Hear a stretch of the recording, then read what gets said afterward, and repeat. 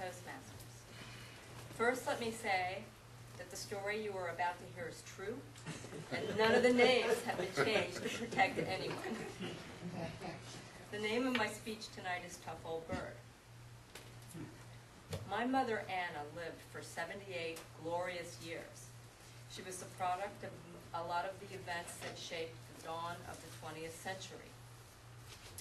When I think of my mother, a word that comes to mind is strong.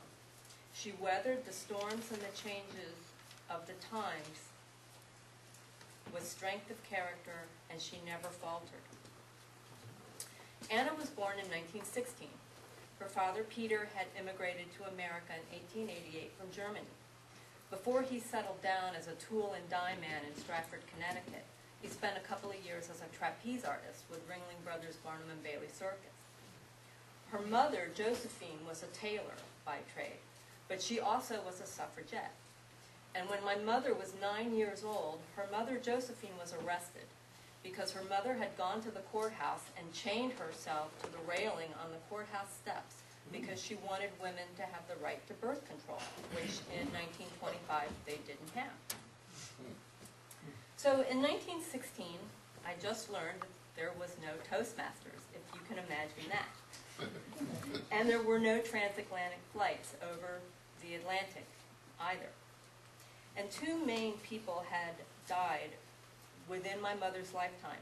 One was Charles Dickens, and he died about 46 years after she was born, before she was born.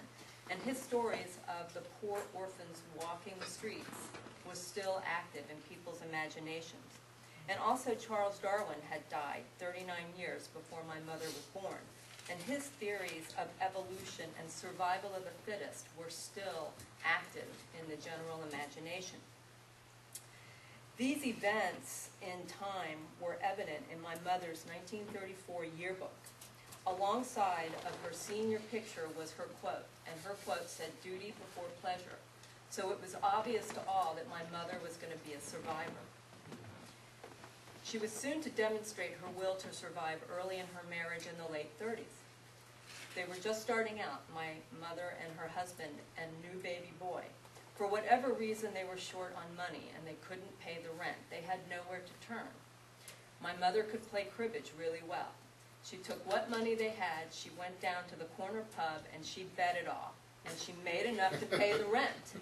And then, as they say, that was history. My mother loved politics and business and duplicate bridge. So after World War II in 1948, they moved south with their son and now a new daughter. They moved to a little one-horse town with dirt roads, and it was called McLean, and it was in Virginia. They began a little mom-and-pop, hole-in-the-wall, little electrical fix-it business. And even though they had muddy streets, they were just really thrilled because they were now less than 5 miles away from Washington, D.C. And my mother, Anna, could bask, and in her words, in the power, the graft, and the corruption of politics in Washington, D.C., she was in heaven. She was absolutely in heaven. Anna went on to run my father's small little business. She mentioned many times that she saved my father from starving to death. My father had developed a personal philosophy where he would not charge doctors or clergy for any work that he did. So all the doctors and all the clergy would get my father to do their work. So the few paying customers that my father actually had, my mother would always just dog them for every cent that they owed him. So in the town, my father got the reputation of being just the sweetest guy there was, but his wife, Anna, she was like a dog with a bone. But she had a great life. She watched the political intrigue of Washington out her front door. She raised roses, and she played duplicate bridge. It was into this blissful life that I came along in the lazy post-war years of the 1950s. Most of my entertaining, if not maybe a little disturbing memories of my mother's sort of Victorian world revolved around her duplicate bridge experiences.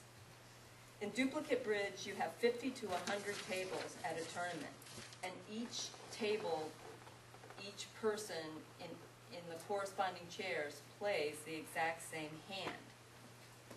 It's a very competitive game, but she used to thrive on it. I remember once asking her if she had fun at her bridge tournament, and she answered, "Fun? Fun has nothing to do with it. I play bridge to win." At one of her tournaments, one of the players had a heart attack. They had a gurney in the back, and they brought it in.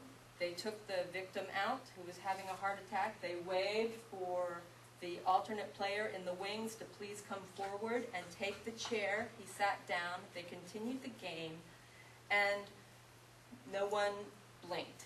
They just rolled with those punches, no matter what those punches might be. At another tournament, she played against Omar Sharif, the movie star.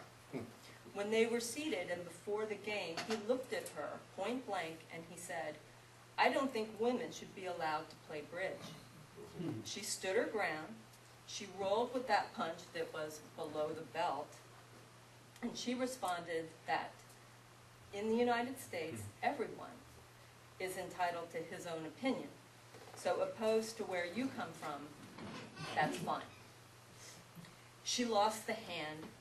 She said it wasn't what he said to her that shook her up, but it was that he was more handsome in person than at the movies. We may never know about that, but what we do know was that Anna Albrecht took a licking, kept on ticking. She was a tough old bird.